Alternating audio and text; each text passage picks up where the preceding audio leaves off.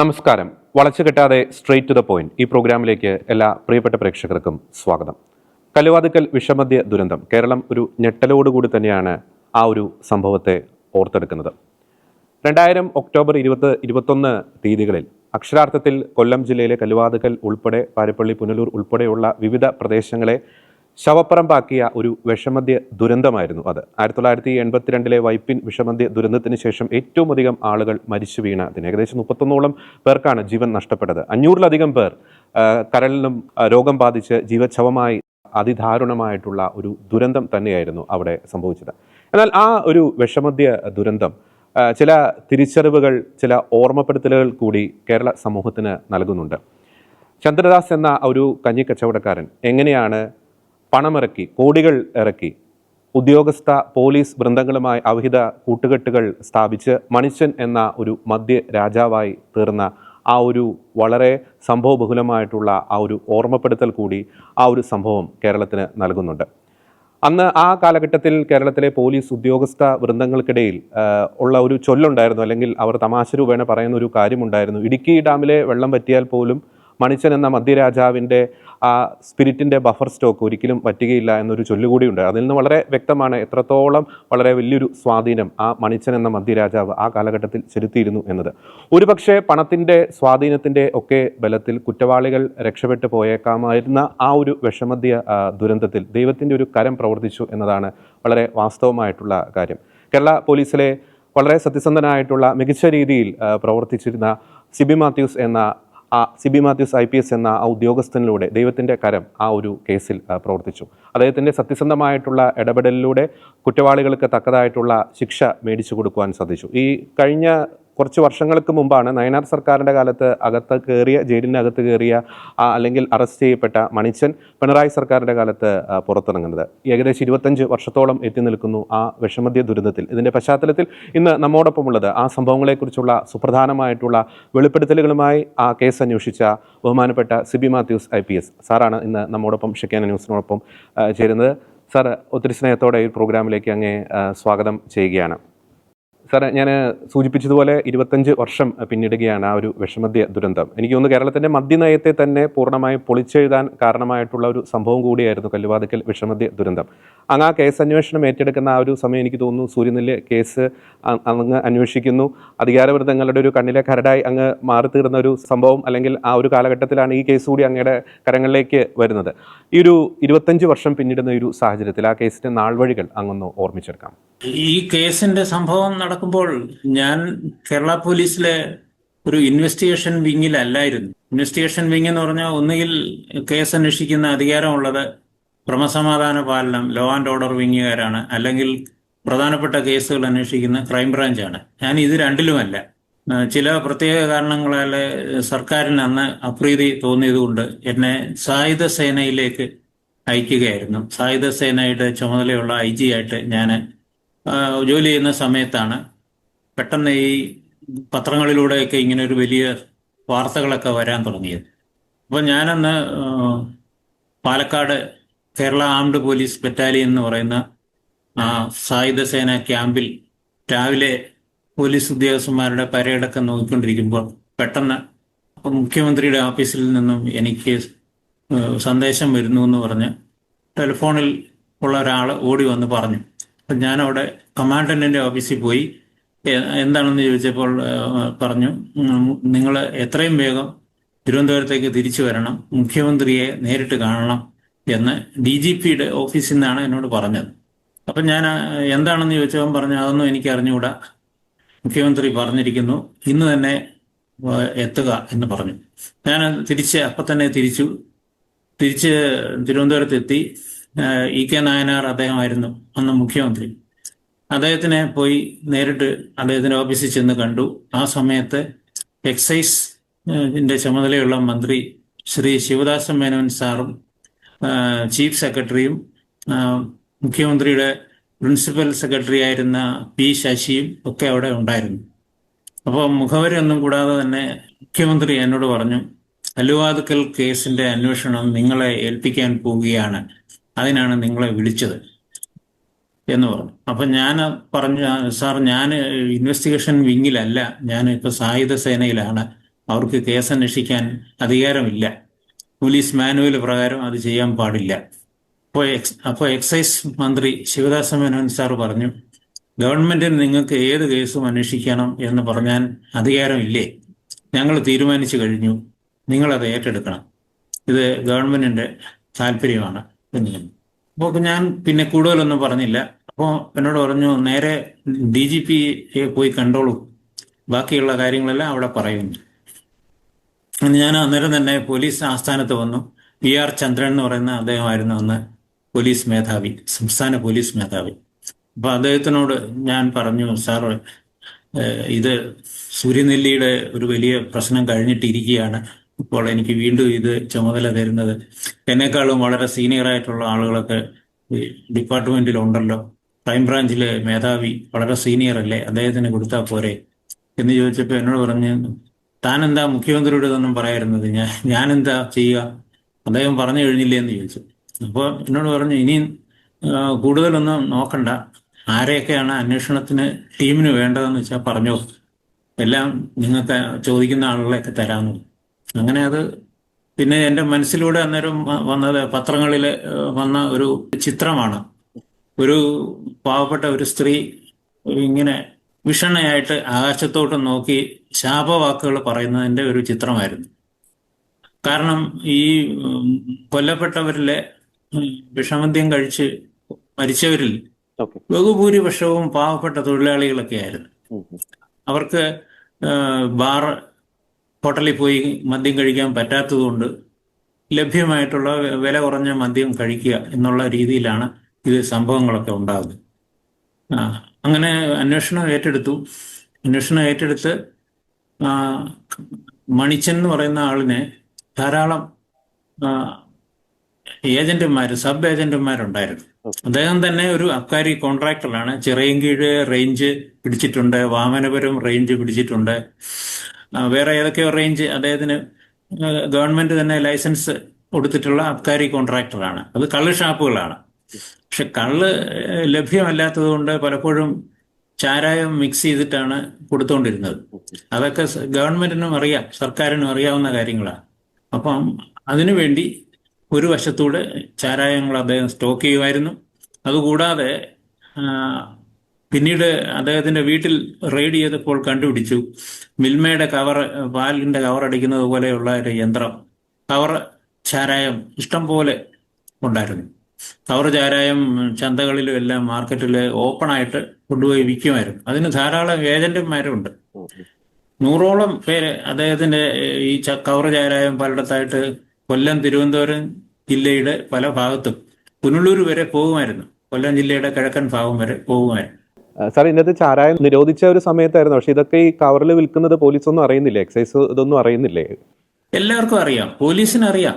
കാരണം ഈ മണിച്ചന്റെ സ്വാധീനം അത്ര ഭയങ്കരമായിരുന്നു. കാരണം ജില്ലയിലെ സീനിയർ ആയിട്ടുള്ള പോലീസ് ഉദ്യോഗസ്ഥന്മാർ മുതൽ താഴോട്ട് എല്ലാവരും തന്നെ, അതുപോലെ തന്നെ മറ്റ് അധികാരമുള്ള ഡിപ്പാർട്ട്മെന്റ് എക്സൈസ് ഡിപ്പാർട്ട്മെന്റാണ്. ഇവർക്കെല്ലാം അറിയാം. പക്ഷെ അവർക്കെല്ലാം മാസപ്പടി എന്ന് പറഞ്ഞ രീതിയിൽ ഓരോ മാസാവസാനവും മണിച്ചൻ വിതരണം ചെയ്യുമായിരുന്നു. അതിന് ആളുണ്ട്, മാനേജർമാരുണ്ട്, അവർ കൊണ്ട് കൊടുക്കും, കൈ കൊണ്ട് കൊടുക്കുമായിരുന്നു. അതുകൊണ്ട് അവരൊന്നും കണ്ടില്ലാത്ത നടിച്ചു. മാത്രമല്ല ഭരണകക്ഷിയുമായിട്ട് വലിയ അടുത്ത ബന്ധമായിരുന്നു. ഭരണകക്ഷിയിലെ ചില നേതാക്കന്മാർക്കെല്ലാം പണം കൊടുക്കുമായിരുന്നു. അതിന് മാസപ്പടിയുടെ ഡയറി എന്ന് പറഞ്ഞ് പിന്നീട് രേഖകളൊക്കെ കണ്ടുപിടിക്കുകയും അതിന് വിജിലൻസ് ഡിപ്പാർട്ട്മെന്റിൽ നിന്ന് കേസൊക്കെ എടുക്കുകയും ചെയ്തു. അങ്ങനെ വലിയ സ്വാധീന വലയം ഉണ്ടായിരുന്നതുകൊണ്ട് ആരും അതിനെ തടയാനായിട്ട് ശ്രമിച്ചില്ല. അങ്ങനെ യഥേഷ്ടം കച്ചവടം നടത്തിക്കൊണ്ടിരുന്നു. അങ്ങനെ നടത്തിക്കൊണ്ടിരുന്ന സബ് ഏജന്റുമാരിൽ ഒരാൾ മാത്രമായിരുന്നു കവർ താത്ത എന്നറിയപ്പെടുന്ന ഹൈറുന്നീസ. അവരാണ് കല്ലുവാതുക്കലിലെ കച്ചവടം നടത്തിക്കൊണ്ടിരുന്നത്. പ്രത്യേകം ശ്രദ്ധിക്കേണ്ട ഒരു കാര്യം, ഏതാണ്ട് 90ഓളം അബ്കാരി കേസുകൾ അവരുടെ പേരിൽ ഉണ്ടായിരുന്നു. ഈ ചാരായം വിറ്റതിന് ഡിപ്പാർട്ട്മെന്റിന് അറിയാം, എക്സൈസ് ഡിപ്പാർട്ട്മെന്റിന് അറിയാം. പക്ഷെ ആരും അവരെ വീട്ടിൽ ചെന്ന് അറസ്റ്റ് ചെയ്യാനോ പിടിക്കാനോ കേസെടുക്കാനോ ധൈര്യപ്പെട്ടില്ല. ഒരിക്കൽ ഒരു പുതിയതായിട്ട് വന്ന എക്സൈസ് അസിസ്റ്റന്റ് കമ്മീഷണർ അവിടെ ചെല്ലുകയും അവരെ അറസ്റ്റ് ചെയ്യാൻ ശ്രമിക്കുകയും ചെയ്തപ്പോൾ അയാളെ വെട്ടുകത്തി എടുത്ത് വെട്ടി അയാൾ ജീവനും കൊണ്ട് ഓടുകയായിരുന്നു. പിന്നീട് ആരും ധൈര്യപ്പെട്ടിട്ടില്ല. എനിക്ക് തോന്നുന്നു കല്ലുവാതുക്കൽ പോലീസ് സ്റ്റേഷന് തൊട്ടടുത്ത് തന്നെയാ ഈ താത്തയുടെ സ്ഥലം എന്ന് തോന്നുന്നു. കല്ലുവാതുക്കൽ പോലീസ് സ്റ്റേഷന് വളരെ അടുത്ത് തന്നെ, എല്ലാവർക്കും അറിയാം. ആ. അങ്ങനെ താത്തയുടെ വീട്ടിൽ ചെന്നാൽ ചാരായം കിട്ടും.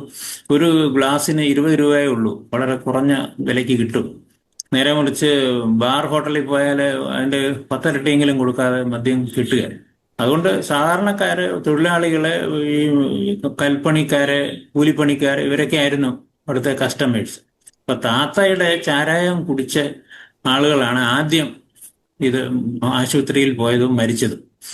പിന്നീട് ഇത് സംഭവം അവരുടെ തന്നെ ജോലിക്കാരത്തിയായ കൗസല്യ കൊല്ലപ്പെട്ടു എന്ന് മനസ്സിലായപ്പോൾ താത്തയ്ക്ക് മനസ്സിലായി എന്തോ സംഭവം നടന്നിട്ടുണ്ട്. അന്ന് കിട്ടിയ ചാരായം മണിച്ചന്റെ ഗോഡൌണിൽ നിന്ന് സപ്ലൈ ചെയ്തതിൽ എന്തോ പെശക് പറ്റിയിട്ടുണ്ട് എന്ന് മനസ്സിലായി. അവരും ഭർത്താവും വീട് കൂട്ടിയിട്ട് ഒളിവിൽ പോവുകയായിരുന്നു. പിന്നീട് ഇതേ ചാരായം തന്നെ കൊല്ലം ജില്ലയുടെ പല ഭാഗങ്ങളിലും പള്ളിക്കൽ എന്ന് പറയുന്ന കൊട്ടാരക്കരയ്ക്ക് അടുത്തുള്ള പള്ളിക്കല്, പട്ടാഴി, ഉണ്ണിക്കോട്, പുനലൂർ, ഇവിടെ എല്ലാം മരണങ്ങളുണ്ടായി. തിരുവനന്തപുരം ജില്ലയിലെ പള്ളിപ്പുറത്ത് മരണങ്ങളുണ്ടായി. ഇങ്ങനെ ധാരാളം പേര് മരിച്ചു. അനൌദ്യോഗികമായിട്ട് പറയപ്പെടുന്നത് 35 പേര് മരിച്ചു എന്നാണ്. ചിലരെയൊക്കെ ആശുപത്രിയിൽ എത്തിക്കാതെ തന്നെ ബന്ധുക്കള് മറവ് ചെയ്ത് കളഞ്ഞു. അപ്പം ഔദ്യോഗിക കണക്ക് 32ആണ്. പിന്നെ ഒരുപാട് പേരുടെ കരള് പോയി, കണ്ണിന് കാഴ്ച പോയി. അങ്ങനെയുള്ള ഒരു 500ഓളം പേരെ ഈ സംഭവം ബാധിച്ചിട്ടുണ്ട്. ഇങ്ങനെയാണ് ഒരു കേസ് വരുന്നത്. ആദ്യത്തെ കേസ് എടുത്തത് പാരിപ്പള്ളി എന്ന് പറയുന്ന പോലീസ് സ്റ്റേഷനിലാണ്. ക്രൈം നമ്പർ 268 ആയിട്ടാണ് കേസ് എടുക്കുന്നത്. പിന്നീട് കൊല്ലത്തെ കേസുകളും പുനലൂരിലെ കേസുകളും കുന്നിക്കോടിലെ കേസുകളും എല്ലാം കൂടി ചേർത്ത് ഞങ്ങളുടെ സ്പെഷ്യൽ ടീമിലെ 3 ഡിവൈഎസ്പിമാരുണ്ടായിരുന്നു. അവരുടെ കീഴിൽ ഇൻസ്പെക്ടർമാരുണ്ടായിരുന്നു. അങ്ങനെയാണ് അത് അന്വേഷണം നടത്തി. കാര്യം സാർ, അതിൻ്റെ അകത്ത് ഒരു തെളിവ് അങ്ങ് സൂചിപ്പിച്ചതുപോലെ ഇതിൻ്റെ അകത്ത് ഒരു സൈഡിൽ ഈ മണിച്ചൻ ഇങ്ങനെ നിൽക്കുന്നു, മണിച്ചൻ്റെ ഒപ്പം തന്നെ പോലീസ് ഉദ്യോഗസ്ഥ വൃന്ദങ്ങൾ അങ്ങനെ നിൽക്കുന്നു. അപ്പോൾ ഇതിൻ്റെ അകത്ത് ഈ പറയുന്ന വ്യക്തിക്കെതിരെ ഒരു തെളിവ് കണ്ടുപിടിക്കുക എന്നത് വളരെ ഒരു ചലഞ്ചിങ് ആയിട്ടുള്ളൊരു കാര്യം തന്നെയായിരുന്നു. കാരണം പോലീസിൻ്റെ ഉള്ളിൽ തന്നെ ആൾക്ക് കാര്യങ്ങൾ കൊടുക്കാൻ ഇങ്ങനെ ഒറ്റാറുള്ള ഒരു സ്ഥിതിക്ക് തെളിവ് കണ്ടുപിടിക്കുക എന്നുള്ളത് വലിയൊരു ചലഞ്ചിങ് ആയിരുന്നില്ലേ? വലിയ ചുമതലയായിരുന്നു. കാരണം ആദ്യം തന്നെ ഈ മണിച്ചന്റെ അനുഭാവികളായ പോലീസ് ഉദ്യോഗസ്ഥന്മാരെ ഇയാളുടെ ഗോഡൌണിലും വീട്ടിലും എല്ലാം വന്ന് പരിശോധന നടത്തി തെളിവുകളെല്ലാം മാറ്റിക്കളഞ്ഞു. പിന്നെ അവിടെ വെച്ചിരുന്നത് നല്ല കള്ള്, അതായത് മായമൊന്നും ചേർക്കാത്ത കള്ളാണ് വെച്ചിരുന്നത്. ഞങ്ങളത് എടുത്തുകൊണ്ട് പോയി പരിശോധന നടത്തുകയും പരിശോധനയിൽ യാതൊരു വിഷമദ്യവും ഇല്ല എന്ന് തെളിവ് കിട്ടുകയും അങ്ങനെ മണിച്ചന് സഹായകരമാവുകയും ചെയ്യുമെന്ന് അവർ പ്രതീക്ഷിച്ചു.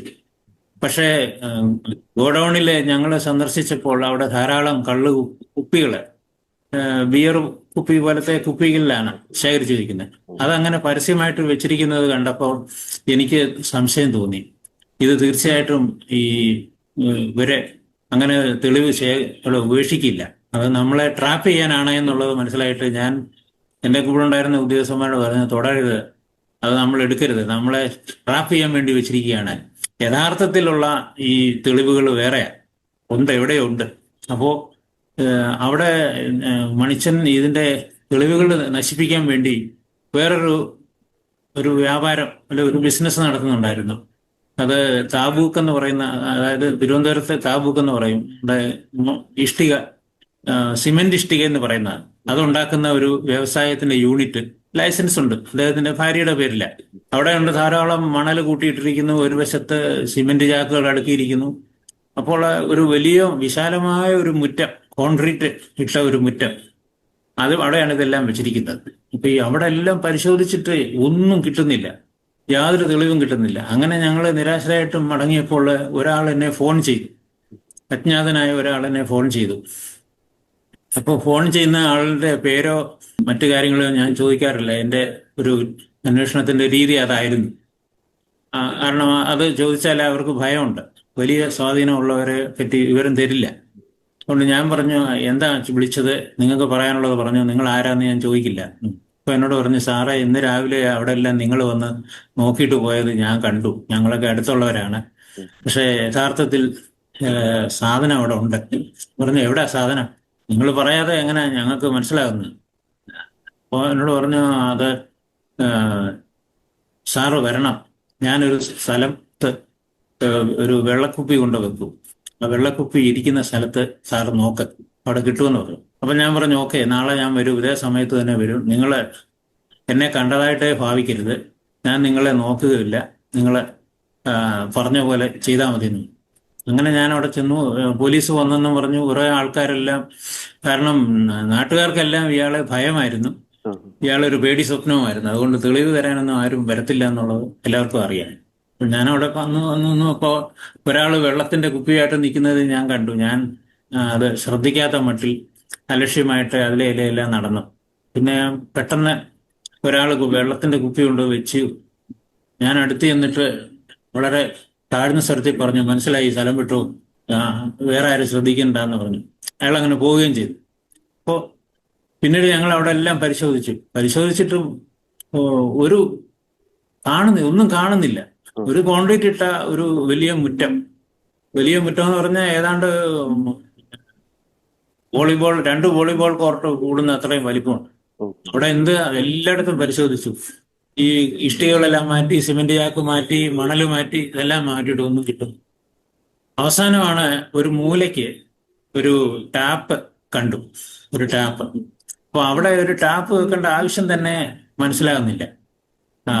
അപ്പോ ഞങ്ങളുടെ കൂടെ ഉണ്ടായിരുന്ന ഒരു പോലീസ് ഉദ്യോഗസ്ഥൻ, ഒരു ഹെഡ് കോൺസ്റ്റബിളാണ്. അയാള് വലിയ ചുറ്റിക, അവിടെ ഈ കരിങ്കല്ല് പൊട്ടിക്കുന്ന ചുറ്റിക ഉണ്ടായിരുന്നു, അതെടുത്തിട്ട് പലയിടത്തും ഇങ്ങനെ അടിക്കുന്നുണ്ട് കോൺക്രീറ്റിന്റെ. അപ്പൊ എന്നോട് വന്ന് പറഞ്ഞ്, സാറേ ഇതിന്റെ അടിയിൽ എന്തോ സാധനം ഉണ്ട്, നല്ല മുഴക്കം കേൾക്കുന്നു എന്ന് പറഞ്ഞു. അപ്പൊ ഞങ്ങളെ അടിച്ചു കാണിച്ചു. അപ്പം എന്തോ അതിന്റെ അടിയിലുണ്ടെന്ന് മനസ്സിലായി. ആ ടാപ്പിന്റെ ഉദ്ദേശം എന്താണെന്ന് പിടികിട്ടിയില്ല. കാരണം വെള്ളം എടുക്കാൻ ഉദ്ദേശിക്കുന്ന സ്ഥലത്തല്ല വെച്ചിരിക്കുന്നത്, ഒരു മൂലയ്ക്ക്. അപ്പോൾ എന്തോ ഒരു ദുരൂഹത തോന്നിയിട്ട് എന്തായാലും അടിച്ച് പൊട്ടിക്കാൻ പറഞ്ഞു.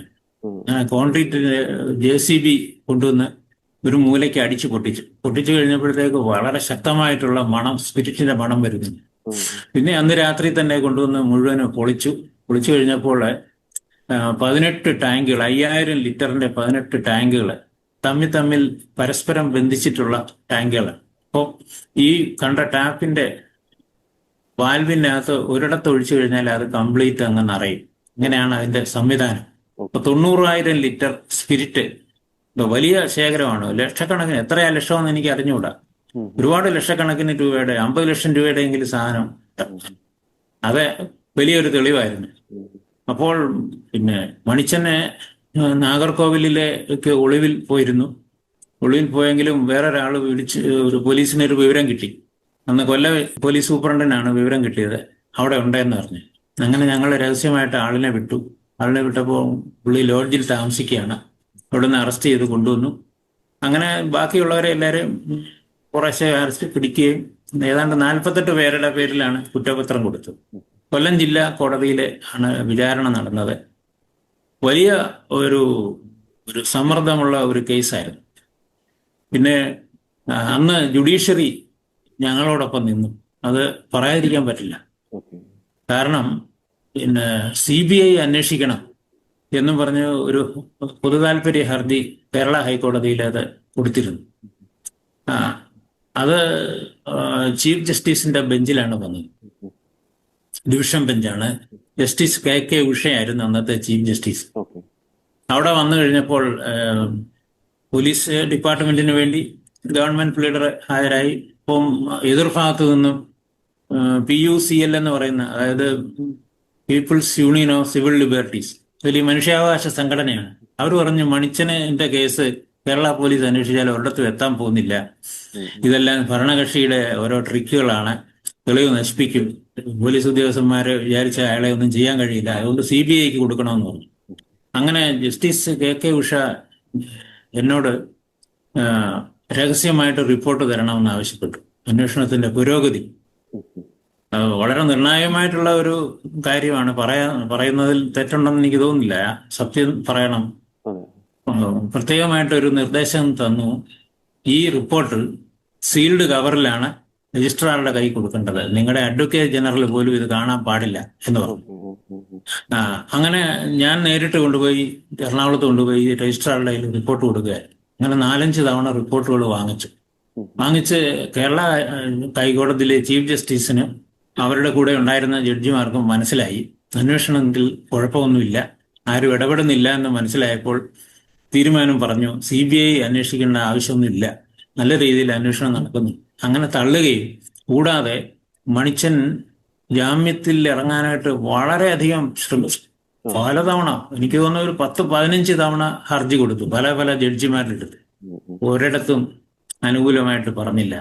ഇങ്ങനെ കസ്റ്റഡിയിൽ തന്നെ അയാൾ കഴിയേണ്ടി വന്നു.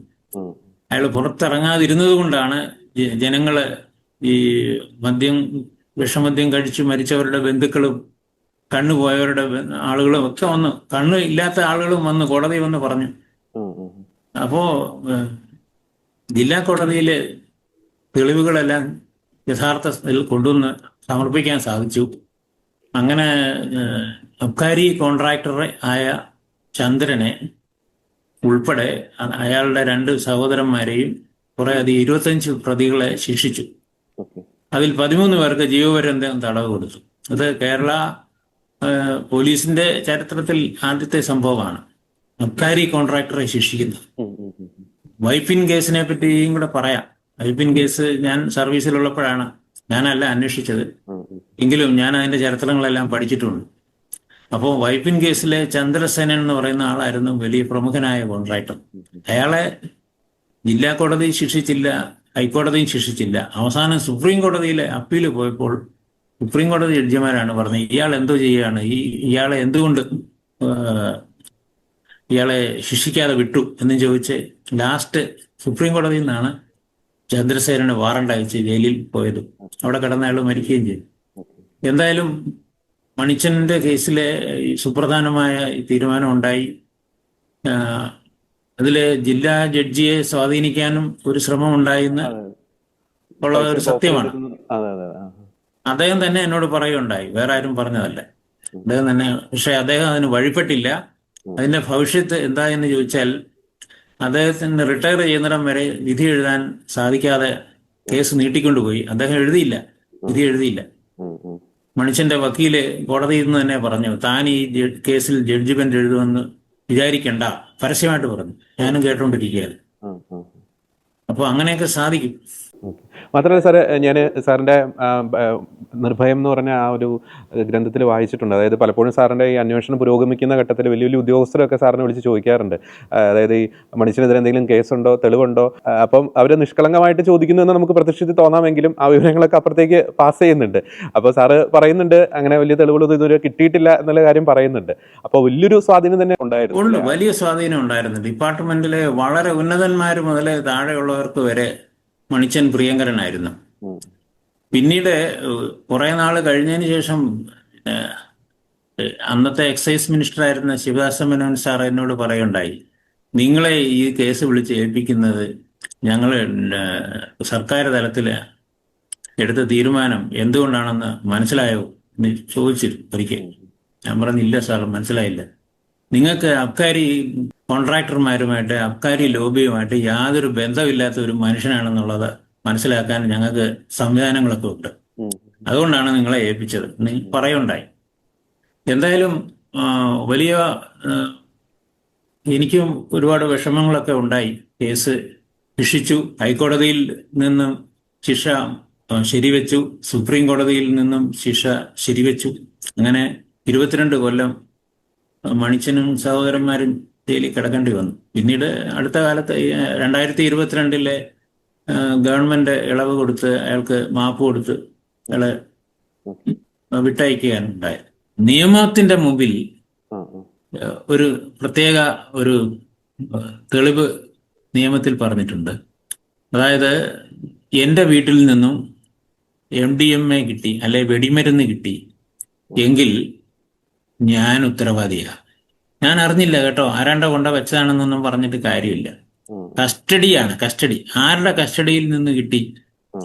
അങ്ങനെ നോക്കുമ്പോൾ മണിച്ചന്റെ ഗോഡൌണിൽ നിന്ന് ഇതെല്ലാം പിടിച്ചെടുത്തിരിക്കുന്നു.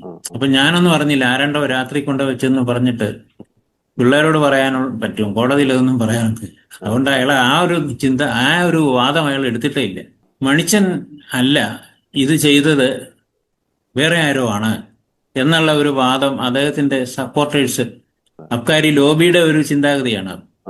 അതിനെ പറ്റി പറയാനുള്ള ഇതാണ്, നിയമത്തിന്റെ മുമ്പിൽ ആരുടെ കസ്റ്റഡിയിൽ നിന്ന് കോൺട്രാബാൻഡ്, അതായത് നിരോധിത വസ്തുക്കൾ കിട്ടുന്നുണ്ടോ അവർ ഉത്തരവാദിയാണ്. അതെങ്ങനെ വന്നു എന്നുള്ളത് അവരാണ് പറയുന്നത്. അല്ലാതെ ഞാൻ അറിഞ്ഞില്ല എന്നുള്ള ഒരു വാദം കോടതിയുടെ മുമ്പിൽ തെളിവല്ല. വലിയ രീതിയിലുള്ള ഭീഷണികൾ അങ്ങേക്ക് നേരിടേണ്ടി വന്നിട്ടില്ല? കാരണം പലപ്പോഴും ഈ കേസുമായിട്ട് ബന്ധപ്പെട്ട് തിരുവനന്തപുരം, കൊല്ലം ആ റൂട്ടിലൂടെയാണ് അങ്ങേക്ക് യാത്ര ചെയ്യേണ്ടി വരുന്നത്. ഈ മണിച്ചൻ്റെ ശക്തി കേന്ദ്രങ്ങളാണ് പലപ്പോഴും. എനിക്ക് തോന്നുന്നു ഇവരുടെ ചില വാഹനങ്ങളൊക്കെ അങ്ങയുടെ വാഹനത്തെ പിന്തുടരുന്ന സാഹചര്യം ഉണ്ടായി. അപ്പോൾ ഈ പോലീസിൻ്റെ എനിക്ക് തോന്നുന്നു മന്ത്രിമാരൊക്കെ യാത്രയും ചുവന്ന ബീക്കണൊക്കെ വെച്ചിട്ടാണ് പല ഘട്ടങ്ങളിലും അങ്ങ് യാത്ര ചെയ്തിരുന്നത്. മാത്രമല്ല ജയിലിൽ നിന്ന് പോലും അത് ഈ പറയുന്ന വ്യക്തി അങ്ങേക്കെതിരെ കൊട്ടേഷനൊക്കെ നൽകുന്ന ഒരു സാഹചര്യമൊക്കെ ഉണ്ടായിരുന്നു. ആ സാഹചര്യത്തെ താങ്കൾ എങ്ങനെ നേരിട്ടു? ഉണ്ടായിരുന്നു. മണിച്ചൻ നേരിട്ട് പലപ്പോഴും പറഞ്ഞതായിട്ട് പോലീസ് ഉദ്യോഗസ്ഥന്മാർ എന്നോട് വന്ന് പറഞ്ഞിട്ടുണ്ട്. ഇവൻ എന്നായാലും എൻ്റെ ലോറിക്ക് അടിയിൽ പോകേണ്ടവനാണ് എന്ന് പരസ്യമായിട്ട് പറയുമായിരുന്നു. എൻ്റെ അടുത്തും വിവരമൊക്കെ കിട്ടി. അപ്പൊ ഞാൻ പോലീസിലെ സംരക്ഷണമൊന്നും ചോദിക്കാൻ പോയില്ല. കാരണം സംരക്ഷണം തരുന്നവർ തന്നെ ആയിരിക്കും വാർത്ത ലീക്ക് ചെയ്ത് കൊടുക്കുന്നത്. അങ്ങനെ പലപ്പോഴും സംഭവിക്കാറുണ്ടല്ലോ. അതുകൊണ്ട് ഞാൻ ദൈവത്തിന്റെ സംരക്ഷണം മാത്രമേ ആഗ്രഹിച്ചുള്ളൂ. ദൈവം നിശ്ചയിക്കാതെ യാതൊന്നും സംഭവിക്കില്ല. അതുകൊണ്ട് എൻ്റെ ഡ്രൈവറും ഞാനും അല്ലാതെ ആരും വാഹനത്തിൽ ഞാൻ പോലീസുകാരെ കൊണ്ടുപോയിട്ടേ ഇല്ല. പിന്നെ ചില സാങ്കേതികമായിട്ട് ചില കാര്യങ്ങളൊക്കെ ചെയ്തു. വേറെ വഴിയെ പോവുകയോ അല്ലെങ്കിൽ ഒരു നമ്പർ പ്ലേറ്റ് കൺസീൽ ചെയ്ത് വെക്കുകയോ അല്ലെങ്കിൽ ചുമന്ന ലൈറ്റ് വെച്ച് പോവുകയോ, ഗവൺമെന്റ് വണ്ടിയാണ്, മന്ത്രിയുടെ വണ്ടിയാണെന്നുള്ള തെറ്റിദ്ധരിപ്പിക്കുന്ന രീതിയിലൊക്കെ അതൊക്കെ നമ്മുടെ ജീവൻ രക്ഷിക്കാൻ വേണ്ടിയിട്ടുള്ള കാര്യങ്ങളൊക്കെ ചെയ്തിട്ടുണ്ട്. എന്തായാലും മണിച്ചൻ ജയിലിൽ കിടന്നപ്പോൾ ഒരു ഗുണ്ടാ സംഘത്തെ ഒന്നല്ല പല പ്രാവശ്യവും ശ്രമിച്ചതായിട്ട് എനിക്കറിയാം. പിന്നെ ദൈവം നൽകുന്ന സംരക്ഷണം ആർക്കും തടയാൻ പറ്റില്ല. ദൈവം നിശ്ചയിക്കാതെ ആരെയും ഒന്നും ചെയ്യാനും പറ്റില്ല. അതുകൊണ്ട് ഒന്നും സംഭവിച്ചില്ല. പക്ഷേ പ്രത്യാഘാതങ്ങൾ ഒരുപാടുണ്ടായി. ഡിപ്പാർട്ട്മെന്റിലെ ഒരുപാട് ശത്രുത ഉണ്ടായി. രാഷ്ട്രീയമായിട്ട് ഒരുപാട് ശത്രുത ഉണ്ടായി. ഇന്നും എനിക്കറിയാം ആരൊക്കെയാണ് ശത്രുക്കൾ എന്നുള്ളത് എനിക്കറിയാം. അങ്ങനെയൊക്കെയുള്ള സംഭവങ്ങളുണ്ടായി. പക്ഷേ ഏറ്റെടുത്ത ജോലി ചെയ്യണമല്ലോ. കാരണം കൊല്ലപ്പെട്ടവർക്ക് നീതി കൊടുക്കണ്ടേ. അതുകൊണ്ട് അതൊക്കെ ചെയ്തു. ആദ്യമായിട്ട് എനിക്ക് തോന്നുന്നു മണിച്ചനെ ഈ നാഗർകോവിൽ കന്യാകുമാരി ഭാഗത്തു നിന്ന് അങ്ങ് പോലീസ് സംഘം അറസ്റ്റ് ചെയ്യുന്നു. അപ്പോൾ ആദ്യമായിട്ട് അങ്ങ് ചോദ്യം ചെയ്യുന്നുണ്ട്. അപ്പോൾ ഈ ആദ്യമായിട്ട് അദ്ദേഹം എനിക്കൊന്ന് പങ്കുവെച്ച ഈ മാസപ്പടിയുമായിട്ട് ബന്ധപ്പെട്ടുള്ള വിവരങ്ങളാണ്. അപ്പോൾ ആ മാസപ്പടി ഡയറി അങ്ങ് കണ്ടിട്ടുണ്ടെന്നും ഞാൻ പ്രതീക്ഷിക്കുന്നു. അത് വളരെ ഒരു ഞെട്ടൽ ഉളവാക്കുന്ന കാര്യമാണ്. നമ്മൾ ചിലരെ കുറിച്ചൊക്കെയുള്ള അവരുടെ പൊയ്മുഖം ഇങ്ങനെ തുറന്നു കാട്ടുന്ന രീതിയിലുള്ള കാര്യങ്ങളായിരിക്കില്ലേ ആ മാസപ്പടി ഡയറിയിൽ നിന്നൊക്കെ, മാത്രമല്ല മണിച്ചൻ്റെ മൊഴിയിൽ നിന്നൊക്കെ അങ്ങേക്ക് മനസ്സിലാക്കാൻ സാധിച്ചത്? മണിച്ചനോട് കൊല്ലം പോലീസ് ക്ലബ്ബിൽ വെച്ച് നേരിട്ട് സംസാരിച്ചിരുന്നു. എന്നോട് പല കാര്യങ്ങളും തുറന്നു പറയുകയും ചെയ്തു. അത് പിന്നെ ഞാൻ ആരോടും പരസ്യപ്പെടുത്തിയിട്ടുമില്ല. എനിക്കറിയാം. പക്ഷെ എനിക്കറിയാമെന്നുള്ള കാര്യം പലർക്കും മനസ്സിലായി. അതുകൊണ്ട് അവർക്ക് ശത്രുത സ്വാഭാവികമായിട്ടും ഉണ്ടായി കാണും. പിന്നെ ഈ മാസപ്പടി എന്ന് പറയുന്നത് ഒരുപാട് പേർക്ക് കൊടുക്കുമായിരുന്നു, രാഷ്ട്രീയ നേതാക്കൾക്കും പോലീസ് ഉദ്യോഗസ്ഥന്മാർക്കും. അതെല്ലാം മണിച്ചനെ എഴുതി വെച്ചിട്ടുണ്ടായിരുന്നു. കോടതി വന്നു കഴിഞ്ഞപ്പോൾ പക്ഷേ മണിച്ചൻ അതെല്ലാം നിഷേധിച്ചു. വിജിലൻസ് കോടതിയിൽ കേസ് കൊടുത്തു. ആ കേസ് കൊടുത്തെങ്കിലും മണിച്ചൻ അതെല്ലാം നിഷേധിച്ചു. ഞാൻ ആർക്കും ഒന്നും കൊടുത്തിട്ടില്ല എന്ന് പറഞ്ഞു. അങ്ങനെ കേസെല്ലാം വിട്ടുപോയി. എങ്കിലും രാഷ്ട്രീയമായിട്ട് പലരുടെയും ഭാവി നഷ്ടപ്പെട്ടു. ഒരുപാട് പേര് പാർട്ടിയിൽ നിന്ന് പിന്നീട് അവര് ഒരിക്കലും പ്രധാന സ്ഥാനങ്ങളിൽ ആക്കിയിട്ടില്ല. പലർക്കും തഴയപ്പെട്ടു എന്ന് വേണമെങ്കിൽ പറയാം. അവരുടെ വിരോധവും കിട്ടി. പിന്നെ ഈ മാസപ്പടി എന്ന് പറയുന്നത് പണ്ട് മുതലേ വളരെ ഫേമസ് ആയിട്ടുള്ള ജെയിൻ ഹവാല എന്ന് പറഞ്ഞൊരു കേസുണ്ട്. സുപ്രീം കോടതിയുടെ വിധി വന്നതാണ്. അത് ഡൽഹിയിലെ ഒരു വലിയ പ്രധാനപ്പെട്ട ഒരു കേസാണ്. അപ്പം ഇതെല്ലാം പണ്ടേ ഉള്ളതാണ്. പക്ഷെ ഇതൊന്നും ശിക്ഷിക്കപ്പെടാനുള്ള സാധ്യത കുറവാണ്. കാരണം ഇവരെല്ലാം കോഡ് ഭാഷയിലേ എഴുതത്തുള്ളൂ, ഇനിഷ്യലേ, അല്ലാതെ മുഴുവൻ പേരൊന്നും എഴുതത്തില്ല. അതുകൊണ്ട് അതൊക്കെ പിന്നീട് ആരുടെയാണെന്ന് തെളിയിക്കാനും ഒക്കെ പ്രയാസമുണ്ട്. ഈ നയനാർ സർക്കാരിൻ്റെ വീഴ്ചയ്ക്ക് ഈ ഒരു കല്ലുവാതുക്കൽ വിഷമദ്യ ദുരന്തം കാരണമായിട്ടുണ്ട്. 2001 കെ ആന്റണി സർക്കാർ ഏകദേശം 100ഓളം സീറ്റുകൾ നേടിയിട്ടാണ് അധികാരത്തിലെത്തുന്നത്. പിന്നീട് നമുക്ക് തിരിഞ്ഞു നോക്കുമ്പോൾ 20 വർഷത്തിനുള്ളിൽ UDF അത്രയും വലിയൊരു സീറ്റ് ഇതുവരെ കിട്ടിയിട്ടില്ല. അപ്പോൾ UDF ഒരു തകർപ്പൻ വിജയം നയനാർ സർക്കാരിൻ്റെ വീഴ്ചയ്ക്ക് ഈ ഒരു സംഭവം കാരണമായതായിട്ട് അങ്ങ് വിശ്വസിക്കുന്നുണ്ടോ? ഉണ്ട്, തീർച്ചയായിട്ടും ഉണ്ട്. കാരണം മണിച്ചനെ അറസ്റ്റ് ചെയ്യുകയും കുറ്റപത്രം കൊടുക്കുകയൊക്കെ ചെയ്തെങ്കിലും വലിയ ഒരു കോളിളക്കം ഉണ്ടാക്കിയ, വാർത്താ പ്രാധാന്യം നേടിയ ഒരു കേസായിരുന്നു. പ്രത്യേകിച്ച് ഈ മാസപ്പടിയുടെ വിഷയം അന്നത്തെ പ്രധാനപ്പെട്ട പത്രങ്ങളിലെല്ലാം ഇത് വലിയ വാർത്തകളായിട്ട് വരികയും മാസികകളിൽ വരികയും എല്ലാം ചെയ്തിരുന്നു. അപ്പോൾ അതിൻ്റെ ഒരു പ്രത്യാഘാതം ഉണ്ടായി. കമ്മ്യൂണിസ്റ്റ് പാർട്ടി ഭരിക്കുമ്പോൾ ഇങ്ങനെയൊക്കെയുള്ള സംഭവങ്ങൾ ഉണ്ടാകുന്നു എന്നുള്ള ഒരു വലിയ തിരിച്ചടി അവർക്ക് നേരിട്ടു. അത് അന്നത്തെ UDF ഗവൺമെന്റിന്, AK ആന്റണി സാറിന് അത് വലിയ മുതൽക്കൂട്ടായിട്ട് മാറി. അദ്ദേഹം തന്നെയാണ് 2001 100 സീറ്റോടുകൂടി അധികാരത്തിൽ വരികയും ചെയ്തത്. സാറിനോട് ചോദിക്കാൻ ആഗ്രഹിക്കുന്ന മറ്റൊരു പ്രധാനപ്പെട്ട ഒരു ചോദ്യം, ഈ കല്ലുവാതുക്കലെ വിഷമദ്യ ദുരന്തം ഉൾപ്പെടെ ഇപ്പോൾ സൂര്യനെല്ലി കേസ്, അങ്ങനെ നിരവധി പ്രമാദമായിട്ടുള്ള കേസുകൾ അങ്ങ് അന്വേഷിച്ചിട്ടുണ്ട്.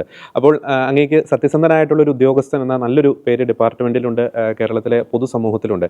ഈ ഒരു ധൈര്യത്തിന് പിന്നിലൊരു ഊർജ്ജം എന്താണ്? കാരണം നിരവധി സമ്മർദ്ദങ്ങൾ, നമ്മുടെ ഡിപ്പാർട്ട്മെൻറ്റിൻ്റെ ഉള്ളിൽ നിന്നുള്ള സമ്മർദ്ദങ്ങൾ, ഈ രാഷ്ട്രീയ നേതൃത്വങ്ങളിൽ നിന്നുള്ള സമ്മർദ്ദങ്ങൾ, അപ്പോൾ ഈ നിർഭയം സത്യസന്ധമായിട്ട് ഇത്തരം കേസുകൾ അന്വേഷിക്കാനുള്ളൊരു ഊർജ്ജം അങ്ങേക്ക് എങ്ങനെയാണ് ലഭിക്കുന്നത്? പോലീസ് ഡിപ്പാർട്ട്മെന്റിൽ സേവനം ചെയ്യുമ്പോൾ അങ്ങനെ വേണമല്ലോ.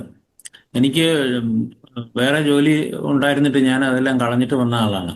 ഞാൻ സ്റ്റേറ്റ് ബാങ്ക് ഓഫ് ഇന്ത്യയിലെ പ്രൊബേഷണറി ഓഫീസറായിരുന്നു. അവിടെ നിൽക്കുമ്പോഴാണ് ഈ സിവിൽ സർവീസിലെ പരീക്ഷ എഴുതിയതും ജയിച്ചതുമൊക്കെ. അപ്പോൾ അത് കളഞ്ഞിട്ട് വന്നപ്പോൾ പണമുണ്ടാക്കണമെന്നുള്ള ഒരാഗ്രഹം കൊണ്ട് വന്നതല്ല. പിന്നെ ആദ്യം വന്ന മുതലേ തന്നെ എനിക്ക് മനസ്സിലായി പോലീസ് ഡിപ്പാർട്ട്മെന്റിൽ പല തരക്കാരുണ്ട്, നല്ല ആളുകളുമുണ്ട്, നല്ല ഉദ്യോഗസ്ഥന്മാര്, സമർത്ഥരായ ഉദ്യോഗസ്ഥന്മാരുണ്ട്, സത്യസന്ധരായ ഉദ്യോഗസ്ഥന്മാരുണ്ട്. പലപ്പോഴും മേലധികാരികള് വേണ്ടത്ര സപ്പോർട്ട് കൊടുക്കാത്തത് കൊണ്ട് വിഷമിക്കുന്നവരുമുണ്ട്. അപ്പോൾ ഒരു മാറ്റം ഉണ്ടാക്കണം, മറ്റൊരു രീതിയിൽ പ്രവർത്തിക്കാൻ സാധിക്കും എന്ന് ഒരു വിശ്വാസം ഉണ്ടായിരുന്നു. പിന്നെ സത്യസന്ധമായിട്ട് നീതിയോടുകൂടി പ്രവർത്തിച്ചാൽ ഒന്നും സംഭവിക്കില്ല, ദൈവത്തിന്റെ സംരക്ഷണം ഉണ്ടാകുമെന്നുള്ള ഒരു വിശ്വാസം ഉണ്ടായിരുന്നു. ഈശ്വര വിശ്വാസത്തിൽ നിന്ന് കിട്ടിയ ഒരു ധൈര്യമാണിത്. അങ്ങ് പറഞ്ഞ ആ ദൈവവിശ്വാസം, അതിനെപ്പറ്റിയാണ് ഞാൻ അവസാനമായിട്ടും ചോദിക്കാൻ ആഗ്രഹിക്കുന്നത്. അങ്ങനെയൊക്കെയുള്ള അടിയുറച്ച ഒരു ക്രിസ്തീയ വിശ്വാസം, അത് അങ്ങയുടെ കരിയറിൽ എത്രത്തോളം ഒരു ഗുണം ചെയ്തിട്ടുണ്ട്? അങ്ങ് പല തവണ ഈ ഒരു ചർച്ചയിൽ സൂചിപ്പിക്കുകയുണ്ടായി, ദൈവത്തിൻ്റെ വലിയൊരു സംരക്ഷണം ഈ കേസുമായി ബന്ധപ്പെട്ടുണ്ടായിരുന്നു. ഈ കേസുമായി ബന്ധപ്പെട്ടല്ല, പല കേസുകളും ഉണ്ടായിരുന്നു. അപ്പോൾ അങ്ങയുടെ അടിയുറച്ച ഒരു ക്രിസ്തീയ വിശ്വാസം ഈ ഒരു അങ്ങയുടെ കരിയറിൽ എത്രത്തോളം ഗുണം ചെയ്തിട്ടുണ്ട്? തീർച്ചയായിട്ടും. കാരണം പല കേസുകളിലും ദൈവത്തിന്റെ ഇടപെടൽ ഉണ്ടാകുന്നതായിട്ട് ഞാൻ കണ്ടിട്ടുണ്ട്. എൻ്റെ വിശ്വാസം, സാധാരണ ഞാൻ പോലീസ് ഡിപ്പാർട്ട്മെന്റിൽ ചേർന്നപ്പോൾ മുതലേ താഴെയുള്ള ആളുകൾ, കോൺസ്റ്റബിൾമാരും പ്രൊമോഷനായി വന്ന സബ് SIമാരും ഒക്കെ പറയാറുണ്ട്, ഈ ഡിപ്പാർട്ട്മെന്റ് എന്ന് പറയുന്നത് സത്യസന്ധമായിട്ട് നീതിയോടുകൂടി ചെയ്യേണ്ടതാണ്, അതല്ലാത്തവർക്ക് എല്ലാം തിരിച്ചടി കിട്ടും, ഇന്നല്ലെങ്കിൽ നാളെ തിരിച്ചടി കിട്ടും എന്ന ഒരു വിശ്വാസമുണ്ട്. ഞാൻ ആ താഴെത്തട്ടിൽ നിന്ന് കേൾക്കുന്ന ഒരു കാര്യമാണത്. അത് സത്യമാണെന്നുള്ളത് എൻ്റെ വിശ്വാസമാണ്. അങ്ങനെ വേണമല്ലോ, ജനങ്ങൾക്ക് നീതി കൊടുക്കാനല്ലേ ഗവൺമെന്റ് യൂണിഫോം ഇട്ട് നിർത്തിയിരിക്കുന്നു. അപ്പോൾ അതിന് വിരുദ്ധമായിട്ട് അവിഹിതമായിട്ട് പൈസ ഉണ്ടാക്കുക, കള്ളത്തരങ്ങൾക്ക് കൂട്ടുനിൽക്കുക, അത് ചെയ്യാൻ പിന്നെ പാടില്ല. പിന്നെ ഞങ്ങളുടെ വളരെ സത്യസന്ധനായ ഒരു മേലധികാരി മുമ്പൊരിക്കൽ പറഞ്ഞിരുന്നു, അദ്ദേഹത്തിന്റെ പേര് ഞാൻ പറയുന്നില്ല, അദ്ദേഹം എന്നോട് പറഞ്ഞിരുന്നു, ഗവൺമെന്റിന് എല്ലാ തരത്തിലുള്ള പോലീസ് ഉദ്യോഗസ്ഥന്മാരെ ആവശ്യമുണ്ട്, വളരെ താഴെ കാണിക്കുന്നവരെയും വേണം, നല്ലപോലെ ചെയ്യുന്നവരെയും വേണം. അത് അതിസമർത്ഥന്മാരാണ് നമ്മളെ ഭരിക്കുന്നവര്, ബുദ്ധിയില്ലാത്തവരൊന്നുമല്ല. അദ്ദേഹം പറയുമായിരുന്നു, ഓരോ പണിക്കും പറ്റിയ ആളുകളെ ആരൊക്കെയാ വേണ്ടതെന്നുള്ളത് അവർക്കറിയാം, അതനുസരിച്ച് അവര് നിയോഗിക്കും, സെലക്ട് ചെയ്ത് വിടും ഓരോ ജോലിക്കും. അതനുസരിച്ച് നമുക്ക് സത്യസന്ധത കാണിച്ചത് കൊണ്ട് കുഴപ്പമൊന്നും ഉണ്ടായതായിട്ട് എനിക്കറിയത്തില്ല. നല്ല പോസ്റ്റുകളൊന്നും ചിലപ്പോൾ കിട്ടിയില്ല എന്ന് വരും. ഈ പോസ്റ്റുകൾക്ക് വേണ്ടി ആഗ്രഹിക്കുന്നത് പൈസ ഉണ്ടാക്കാനാണല്ലോ. അപ്പൊ അത് വേണ്ടാന്ന് വെച്ച് കഴിഞ്ഞാൽ പിന്നെ നമുക്ക് വലിയ ഇച്ഛാഭംഗത്തിന്റെ അടിസ്ഥാനമില്ല, അവകാശമില്ല. തീർച്ചയായിട്ടും എല്ലാ ആശംസകളും സാർ, അങ്ങയുടെ റിട്ടയർമെൻറ്റ് ലൈഫിന് എല്ലാ ആശംസകളും. മാത്രമല്ല അങ്ങയുടെ കരിയറിൽ ഉടനീളം അങ്ങ് കാണിച്ച, ഈ നാടിന് വേണ്ടി അങ്ങ് കാണിച്ച സത്യസന്ധതയ്ക്കും ധീരതയ്ക്കും ഒരു ബിഗ് സല്യൂട്ട്. ഇനിയും CB മാത്യൂസ് IPSനെ പോലെയുള്ള സത്യസന്ധരായിട്ടുള്ള നിരവധി ഉദ്യോഗസ്ഥർ കേരള പോലീസിൽ ഉണ്ടാകട്ടെ എന്ന് പ്രത്യേകം ആശംസിക്കുന്നു. എല്ലാ ആശംസകളും സാർ. അങ്ങയുടെ വിലയേറിയ സമയം ഷെക്കനെ ന്യൂസുമായി പങ്കുവച്ചതിന് അങ്ങേക്ക് ഒത്തിരി നന്ദി. Thank you.